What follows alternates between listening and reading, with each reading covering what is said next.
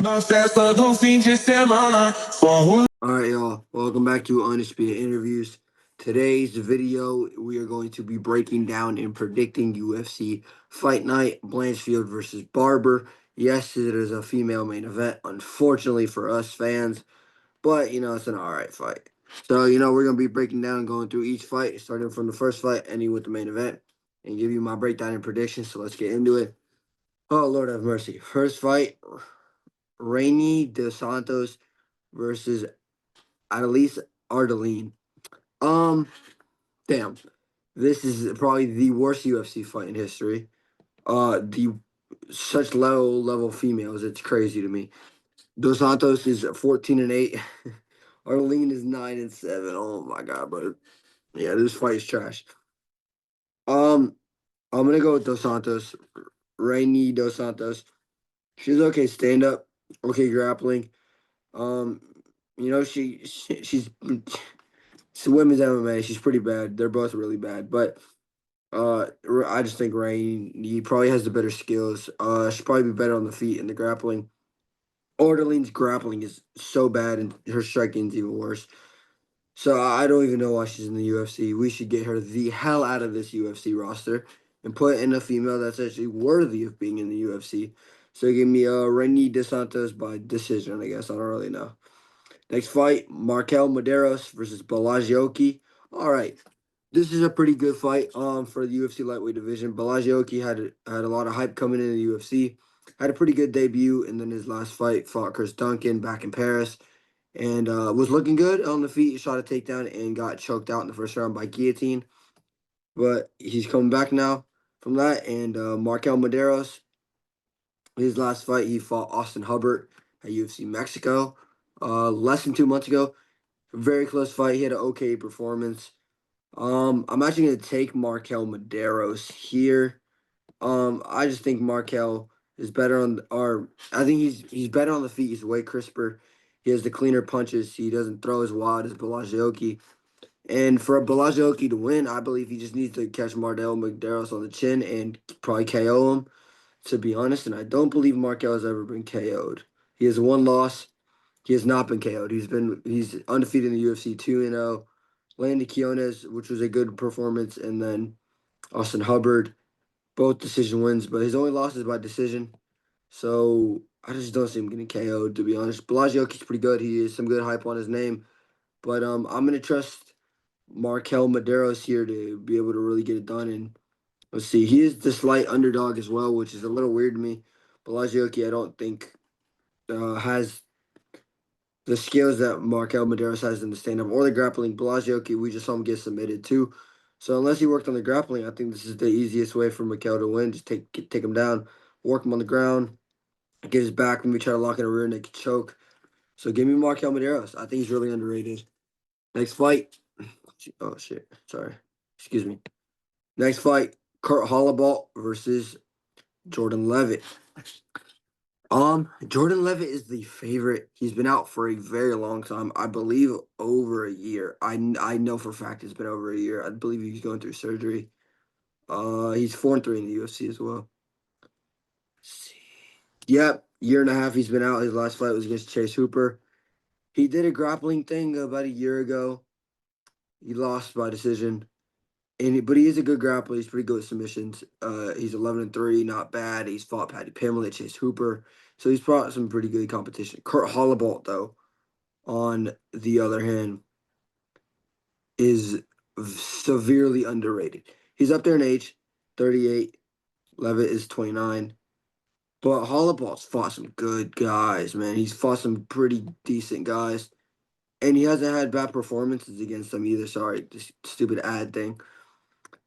I mean, he's 2-6 in the UFC. He's only has 2 wins, and they both are in his second stint in the UFC. Austin Hubbard, he got a submission, and then Kayin Cruz. I know who he is. I just can't say his name, bro. It's such a long name. Which was a good win, but his losses are to Alexander Hernandez. Also at UFC Mexico, I believe. No, the week before. I actually don't know what event this was. Sorry. March 15th. It was okay, it was an Apex card. Oh, okay. Yeah. He lost to Alexander Hernandez. It was a good fight, and he lost to Trey Ogden, who's pretty underrated as well. So the two losses aren't that bad, and even the stint before, Thiago Moises, Shane Burgos, Hony Barcelos, all good competition. He has not lost anybody bad. So I just think he's better than Jordan Levitt, to be completely transparent with you. Levitt's good, but I think the time off from the cage is going to get to him. Plus, I believe he had an injury, got surgery, something like that, and I believe the time is going to get to him. So give me Kurt Holloway by TKO. I'm gonna say Jordan Levitt gasses later in the fight, and Holloway's able to maybe drop him, maybe even take him down and ground and pound him out like that. So give me Kurt Holloway by TKO. I'm gonna say round three. Give me TKO round three for Kurt Holloway. Next fight: Trevor Giles versus Andreas Gustafsson. Um, I think Andreas Gustafsson is gonna come in here and absolutely wreck Trevor Giles. Um, Gustafson is a pretty good prospect. He's 34, so he's not the youngest, but he's really good. I've watched a couple of his fights. 8 of his wins are by KO, 2 of them by submission, 1 by decision. So he's mostly getting finishes. He's never been finished. He's only lost by decision. Meanwhile, Trevor Giles is always either getting TKO'd or beaten to a decision or submitted. He just, I don't think I like him. He's pretty cool. He's a pretty cool guy. I just don't think he's UFC worthy. And I'm going to say Andreas Gustafsson comes in here ripping body shots against the cage, pressuring him with the boxing, calf kicks, body shots, a lot of body shots probably, because Trevor Giles does leave his body open. Jabs, 1-2s to the head, and Trevor Giles tries throwing a counter shot and gets clipped with the overhand, dropped and probably TKO'd out cold. Trevor Giles doesn't have that good of a chin either. So I'm gonna say Andreas Gustafsson, round 1 KO, catches him with an overhand, clean big shot on the chin, drops him, ground and pound either puts him out or he just flatlines him. Like Andreas Gustafsson has pretty good power. So this is very simple. Andreas Gustafsson by KO in round 1. Next fight, female MMA. Ketlin Vieira versus Macy Sasson. Number 4 versus number 7 at 135 pounds. A lot of people are picking Ketlin Vieira, and for good reason. She went 3 rounds with Kayla Harrison. But I'm going to trust Macy Sasson. I think she's on a comeback right now. You know, she's had some couple rough, embarrassing losses, but I think she's on the comeback. She's on a win streak. She looked really good. You know, TKO against Mauro Bueno Silva. Obviously, that was a doctor stoppage, but she was still winning the fight, in my opinion, up to that point. So I'm going to count it as a real TKO. And Ketlin Vieira, she's really good in the grappling, really good in the striking. She's very well rounded. Excuse me. And to be honest, I could see her becoming a future champion. But I'm going to say Macy Sasson, who's a lot taller, a lot longer, is going to be able to kick her, keep her at range with the kicks, leg kicks, body kicks, head kicks, front kicks to the body. And when Vieira tries to take takedowns, the knees up the middle, or she's able to stop it, you know, reverse the position, get Ketlin Vieira along the clinching or against the cage. Jeez. Sorry, excuse me, bro. Macy Sasson is going to be able to get Ketlin Vieira against the cage and work her there. Maybe get her takedown her own. I'm going to say Macy Sasson by split decision. I think this will be a very close fight. But I think Macy Sasson is just going to be a little more active on the feet and just be able to land the better shots throughout the 3 rounds. So give me Macy Sasson. Feature prelim. Oh, this is a good one. Alan Nascimento versus Jafil Filo. Both of them haven't fought in a while. I know Alan Nascimento's has a long time off, and both of them are really underrated. Both of them are 30, or Filo's 32, and Nascimento's 33. So they both are really good submissions. They both are pretty decent in the stand up. Only have lost a good competition. I'm gonna take Jafil Filo by submission though. Alan Nascimento, he's pretty good with the submissions. He has been submitted before in the UFC, I do believe. And Filo has some nasty knee bars and some nasty arm triangles. So I'm gonna say Jafil Filo and Alan Nascimento have a pretty competitive fight on the feet. Maybe Nascimento is able to get the better with the kicks and that type of stuff. But at the end, I think Jafil Filo may be able to get a takedown or a reverse of position and get a submission in round 3. I'm going to say arm triangle submission round 3 for Jafil Filo, and then he probably deserves some ranked competition. So feature prelim, give me Jafil Filo. Jafel Filo. First fight on the main card. This should not be on the main card. Zach Reese versus Dusko Todorovic. I don't care about this fight. Jeez, I don't know why this all of a sudden just did this. Don't excuse me. Don't care about this fight. Reese is a big favorite. Both of them have horrible chins. Both of them get finished in like every fight or get dominated. But I'm gonna take Zach Reese. He has pretty good pressure. He's able to get takedowns against some pretty tall dudes. And I'm gonna say he wins by decision. I don't see him finishing Todorovic. Maybe Todorovic is able to hurt him on the feet, but Reese gets the takedowns and wins the fight like that. I don't really care about this fight. I just think Zach Reese has a little more potential. Not good potential though. He's just younger or whatever. I don't really care about this fight to be honest. I'm gonna say Zach Reese by decision, 29-28, split decision. So yeah, moving on. Billy Ray Golf versus Ramiz Bahimov. This is an interesting fight. Billy Goff was supposed to fight some Korean dude, and Brahimov was supposed to fight Oban Elliott. He would have gotten killed by Oban, but Oban and the Korean dude both had to pull out due to visa issues. And then Oban and I don't want to call him the Korean dude. What is his name? Siko Hong Ko. Basically, Siko and Hong Ko was supposed to fight Billy Goff. Brahimov was supposed to fight Oban Elliott. Elliott and Honko pulled out of the fights because of visa issues. So they decided to do Brahimov versus Billy Goff uh, in 6 days on Saturday, and then a couple weeks later, Oban Elliott versus Ko in Baku. So it's a whole situation. Sorry, it's ranted like that. Nonetheless, I'm gonna take Billy Ray Goff by decision. Brahimov is pretty durable. He just KO'd Mickey Gall, which was really impressive. It was a clean KO, really impressive KO. But he's short for 170. He doesn't have that much power. Mickey Gall just sucks, and he's old. So yeah, but Billy Ray Golf has some good potential. He's taken a couple L's in the UFC. He's 1-1 to be honest, but his one win and his one loss, he both had really impressive performances in the fights itself. While Billy Ray Golf is ranked 381 in welterweight, I highly doubt that's true. Tapology is just stupid sometimes. But nonetheless, I'm going to take Billy Ray Golf by decision, 29-28 across the board. Or maybe even a 30-27. I think he's just going to be able to beat up Brahimaj on the feet, the jabs, straights, hooks, body shots, especially the hooks to the body. And maybe he's able to land some clean body kicks. I don't even see Brahimaj really taking down Billy Ray Golf. Golf has some pretty good takedown defense, as he showed in damn, what fight was it?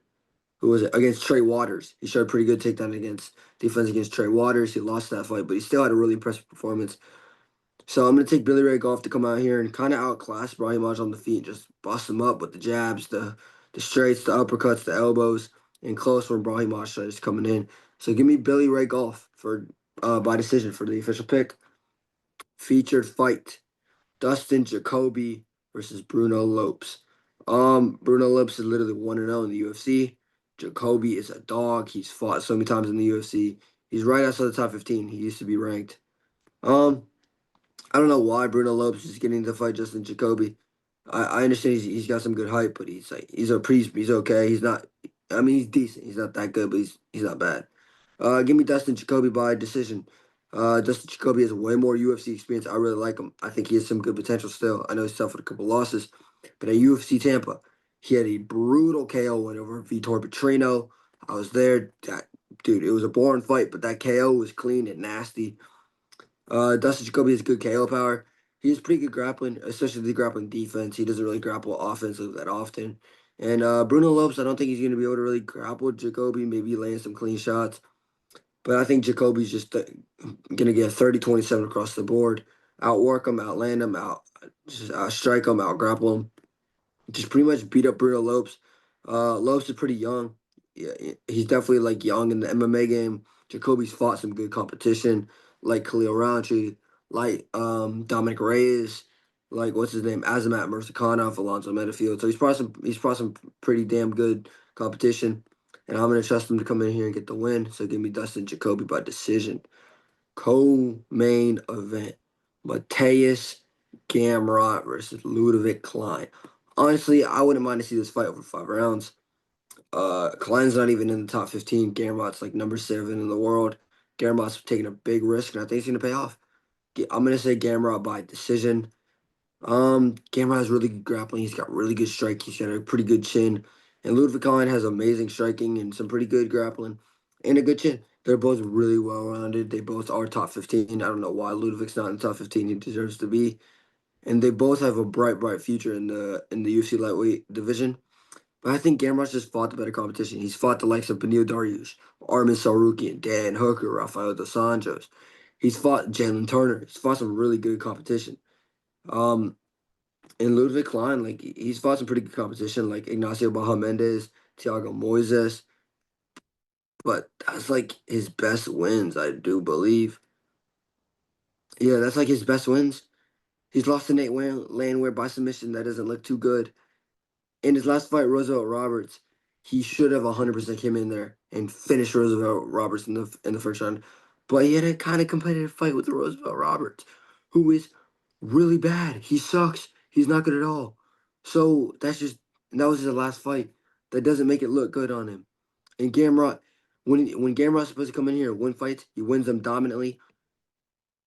Unless it's Dan Hooker, then yeah, he lost. But I picked him to lose, so I'm happy about it. But Gamrot trains at ATT. He trains at pretty much the best gym in the world. One of the best gyms, at least. He's got Dustin Poirier.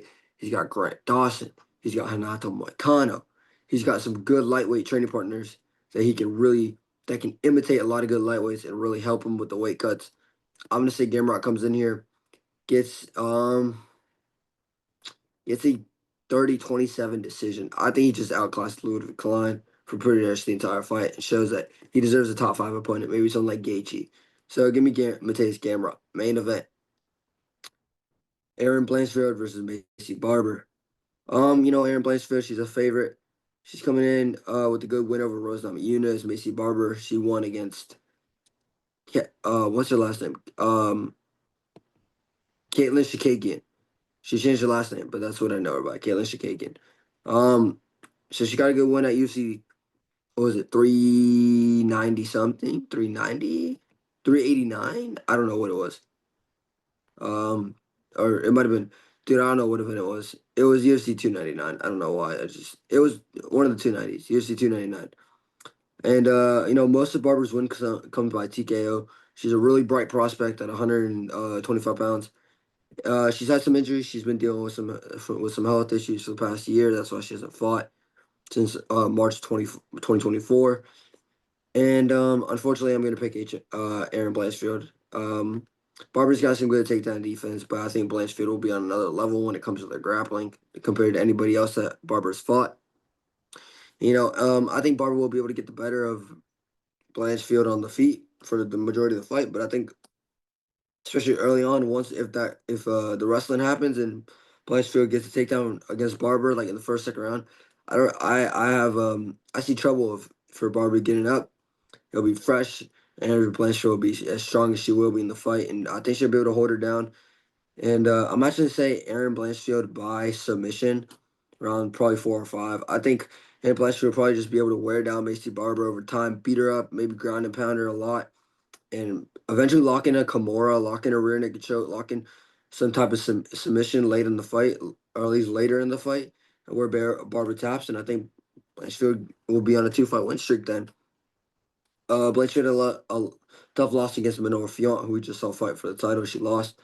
But, Aaron Blanchard was still, she didn't look good. She didn't look totally bad in that fight. She was just outclassed. But since then, she's really worked on her striking defense, and even more on her grappling. And I'm going to trust her to come in here and work Macy Barber, outclass her in the grappling. I think it'll be kind of competitive in the striking. I do see Barber getting the better. But I think eventually Blanchard will be able to wear her down enough to just where she can lock in the submission and Barber taps. And, Blanchard gets 2 wins in a row. But that is my UFC Fight Night Blanchard versus Barber prediction and breakdown. Let me know what y'all think. Let me know what y'all predictions are in the comments. For whatever fight you want that you're interested in, let me know who you think should win. Let me know if you think I'm wrong about something. And appreciate y'all watching. Like, comment, subscribe for more. And I'll see y'all later.